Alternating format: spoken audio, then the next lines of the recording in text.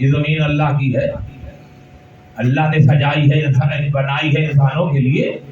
اور پھر سورہ آل عمران میں بھی کہہ رہا ہے 179 آیت میں کہ للہ ملک السماوات والارض، کہ زمین و آسمان کا مالک کون ہے؟ اللہ ہے. لیکن ہم نے ہر چیز سے قبضہ کرنے کے لیے، اپنی طاقت کو منوانے کے لیے، اپنی پہچان کرانے کے لیے زمین کو ٹکڑے ٹکڑوں میں بانٹ دیا اور کیا کہا یہ میرا ملک ہے، یہ تمہارا ملک ہے، یہ ان کا ملک ہے، یہ ان کا ملک ہے.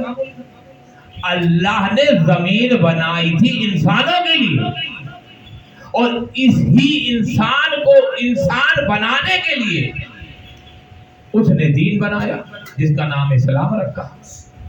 لیکن انسان کیونکہ دنیا کے لاہ و لعب میں ڈوب چکا تھا، اپنے آپ کو کچھ سمجھنے لگ پڑا تھا کہ میں بڑا طاقتور ہوں، تو اس نے کیا کیا کہ زمین کے ٹکڑے کرنے کے بعد اس پہ قبضہ کر لیا اور کہا یہ تو سب کچھ ہمارا ہے، ہماری ہے.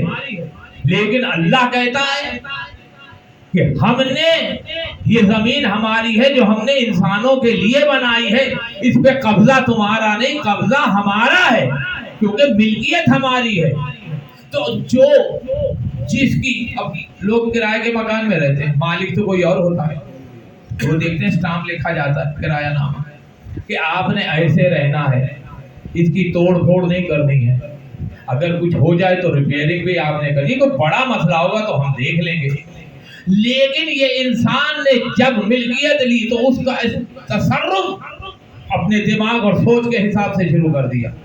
وہ دین اسلام کو سمجھتا ہے، کہا ہم ہیں، جو ہم چاہتے ہیں وہ ہم گائیں گے، جبکہ تمام انسانوں کا خالق کون ہے؟ اللہ ہے. کوئی مخصوص گروہ تو نہیں ہے کہ جس کو اللہ نے پیدا کیا. جو کچھ خلق ہوا ہے اس کا خالق اللہ ہے. اس میں چرند بھی ہے، پرند بھی ہے، حیوانات بھی ہیں، نباتات بھی ہیں، جمادات بھی ہیں. لیکن اتنا احسان کیا کہ انسان کو عقل دے کر تاکہ تمام مخلوق پر اشرف المخلوقات بنا دیا. اب جب عقل دے دی، ذہن دے دیا، دل دے دیا، تو اب تو انسان کو وہی کرنا ہوگا جو وہ چاہتا ہے. لیکن وہ کہتا ہے میری مرضی چلے گی، جو کچھ حساب ہوگا، کتاب ہوگا، کام ہوگا، قانون ہوگا، وہ ہمارا قانون ہوگا.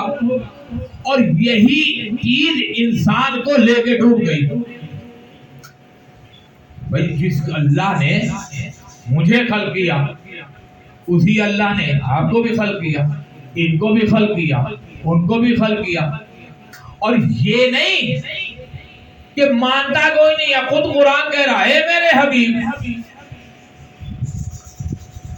ان کافروں سے پوچھو کہ تمہارا خالق کون ہے،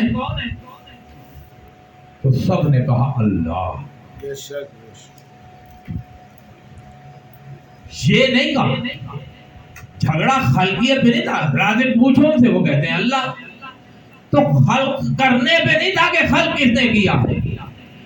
کافر یہ کہتے تھے کہ اللہ ایک نہیں ہے، ہم کہتے ہیں کہ اللہ ایک ہے، وحدہ لا شریک ہے، لم یلد ہے ولم یولد ہے.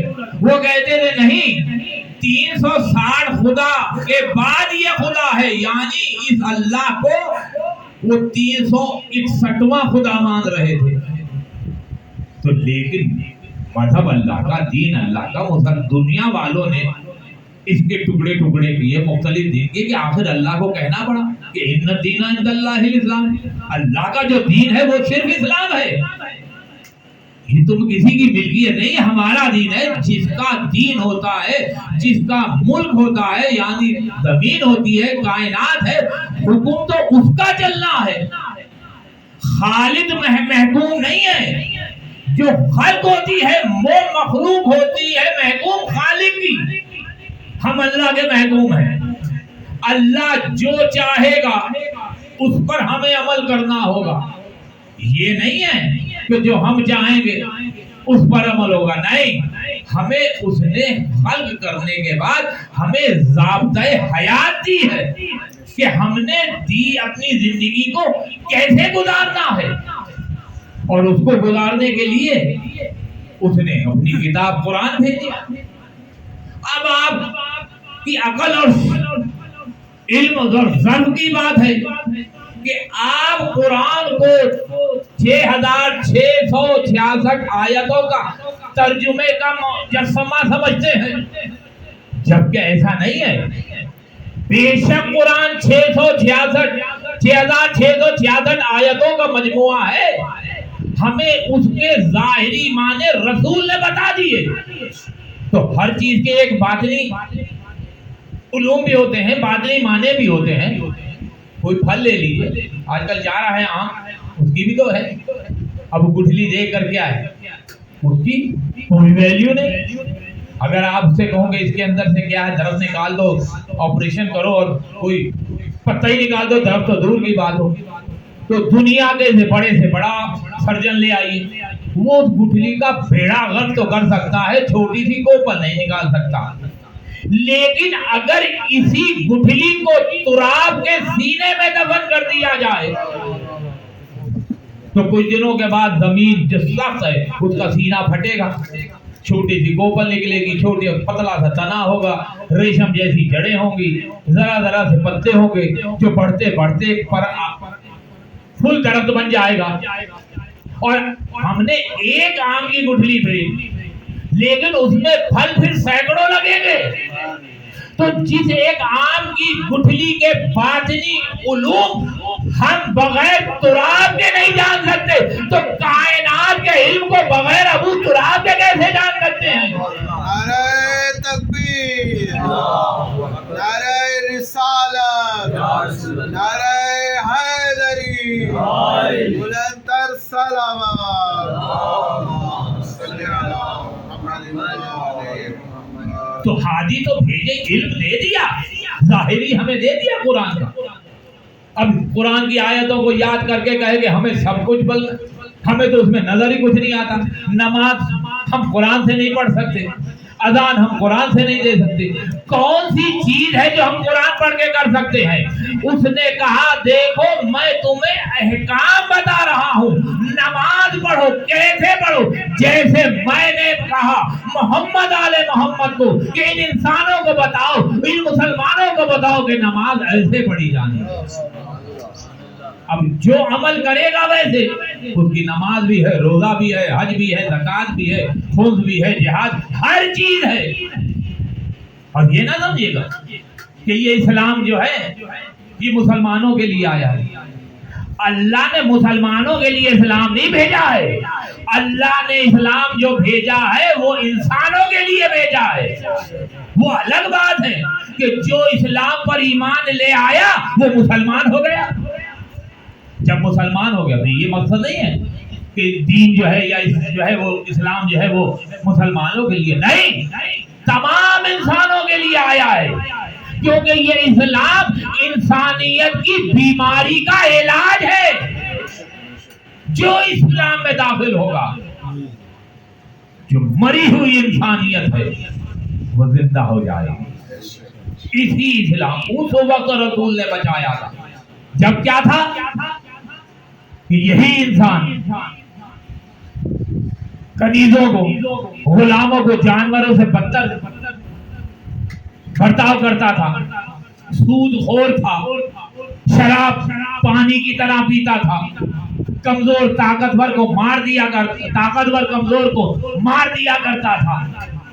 یہ سب انسانیت تھی. اسی مرے ہوئے آدمی کی انسانیت کا علاج کے لیے اللہ نے اسلام کو بھیجا ہے.